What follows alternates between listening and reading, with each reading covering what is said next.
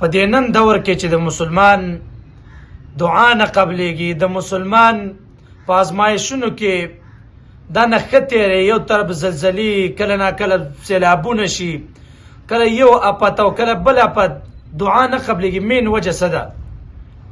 الله رب العزت پیغمبرانو ته فرمایي یا ایها الرسل کلوا من الطیبات واعملوا صالحا. ای پیغمبرانو تاسو پاکیزه اشیاء خورئ، حرامونه ځان ساتئ، پاک خوراک کوئ، واعملوا صالحا او نیک عمل کوئ. نو ګوره لاول الله خوراک پاک ذکر کوي، بیا پسې نیک عمل ذکر کوي. دې نه پته لګي چې کله د انسان خوراک پاکي، کله د انسان سکاک پاکي، کله د انسان کپړه پاکي، حلال پیسو باندې اخستي، نو بیا الله ستا عبادت قبلېږي.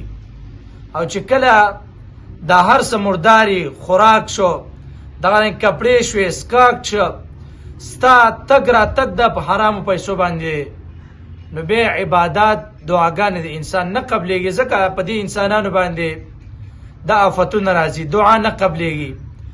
په مشکلاتو کې، په مصیبتونو کې وجه دا ده چې دیو 24 غنټې په حرام مال پسې مبتلا یې. هر یو کس کوشش دا کوي چې په اسانه باندې وګټي، او حرامو ته هر یو کس ټپ والی، هر یو کس حرامو ته پروت دی. دی وجې نه پاک اشیا خورئ. لږه زندگی ده، قسم دی بیخي کمه زندگی ده. حلال پیسو د کار لکوي، الله رب العزت پر نه خوشحاله. ځکه حدیث کې راځي الکاسب حبیب الله، کار کوونکی د الله دوست دی. نو کار کوي، الله رب العزت پر نه خوشحاله. حلال پیسې ګټئ، حرام پسې مه ځئ. څوک چې حرام کوي د هغې هم پرېږدئ، هغوی خوراک هم تاسې مه کوئ، ځکه الله رب العزت په دعاګانې قبول کړي. او چې کله نه الله راضي شه، نو الله نه وغواړه، د هغې په 2 چنده په 10 چنده به الله درکړي.